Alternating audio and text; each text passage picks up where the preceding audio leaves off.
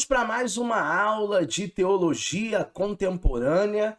Já chegamos à aula de número 6 e a cada aula nós falamos de uma teologia diferente e de um teólogo diferente. Agora nós vamos falar sobre a teologia da esperança de Bultmann. Não confundam com Bultmann. Ele é um outro teórico, né, que começa com a letra M, na verdade, Bultmann.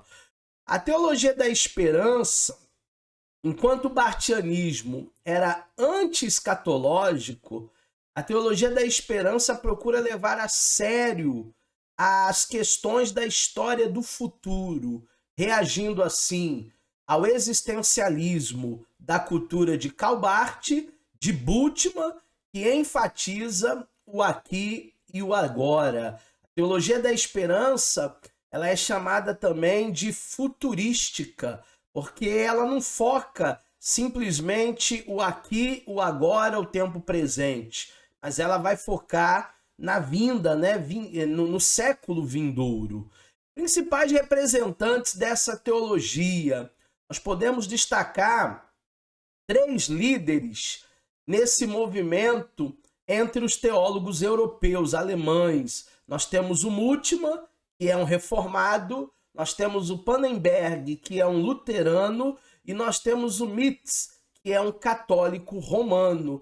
Esses 3 representantes da teologia alemã, eles começam aí a escrever muita coisa sobre teologia da esperança. A teologia da esperança tem sido articulada nos Estados Unidos por 2 teólogos luteranos, Karin Braten e Robert Jenson, cujas obras muita coisa tem feito para popularizar o novo movimento. Então ele chega nas Américas com esses teólogos luteranos que aprenderam muita coisa com Bultmann, com Pannenberg, e aí eles vão levar a teologia da esperança para o solo americano. No Brasil, o grande representante que nós temos é Rubem Alves. Uma das poucas revisões dele mesmo, muita coisa fez para converter a teologia da esperança em um programa de ação, tirar de fato do papel e começar a executar, né? Começar a aplicar essa teologia da esperança. Às vezes, essa teologia era chamada de futurologia, por ser de um modo de encarar a teologia e as preocupações teológicas na perspectiva do futuro, e não do passado, e não do presente. Então, teologicamente, eles estão olhando para frente, teologicamente, eles estão olhando para o futuro. O passado e o presente somente tem valor com a referência do futuro ou a referência ao futuro. A realidade ainda não está orientada para o futuro. O futuro não existe, mas nós precisamos, dentro aí de uma teologia da esperança, focar no nosso futuro. Existem pessoas que são muito pessimistas, né? Você pede para ela fazer uma perspectiva do seu futuro e ela diz assim: eu nem sei se eu vou estar vivo daqui 5 anos, eu nem sei se eu vou estar vivo daqui 10 anos. Então não há otimismo, não há perspectiva de futuro em muitas pessoas.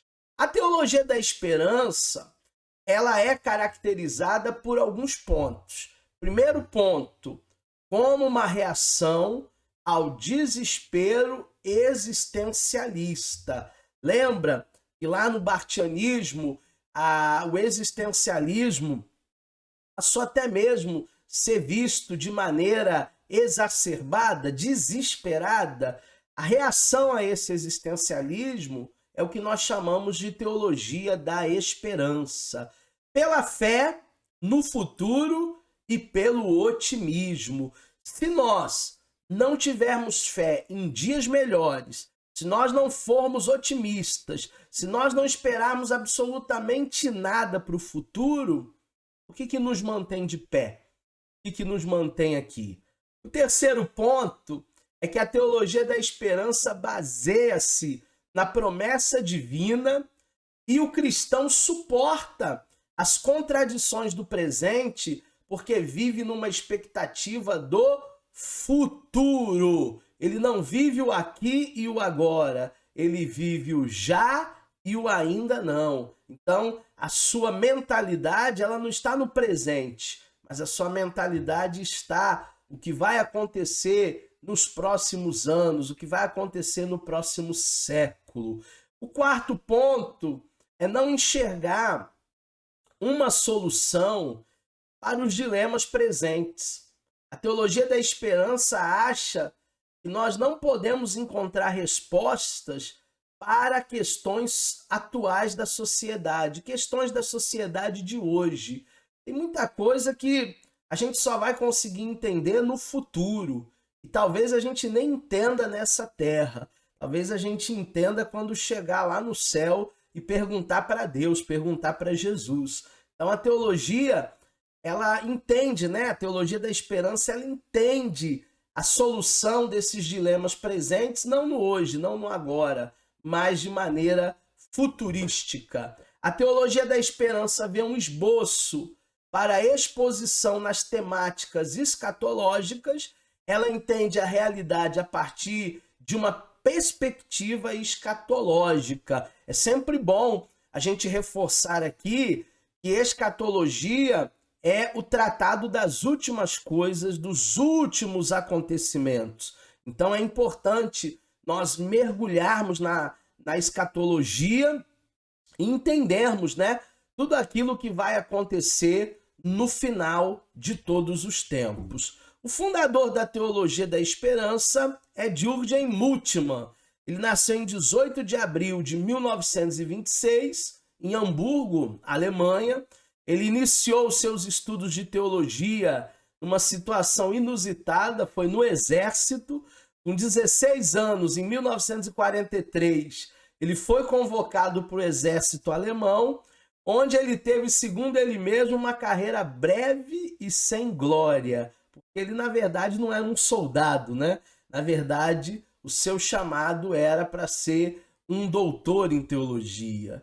Em 1948, ele vai retornar para a Alemanha, onde ele dá continuidade aos seus estudos na Universidade de Göttingen. Em 1952, ele continua ali nessa universidade. De 53 a 58, ele vai exercer atividades pastorais na cidade de Bremen, também Alemanha.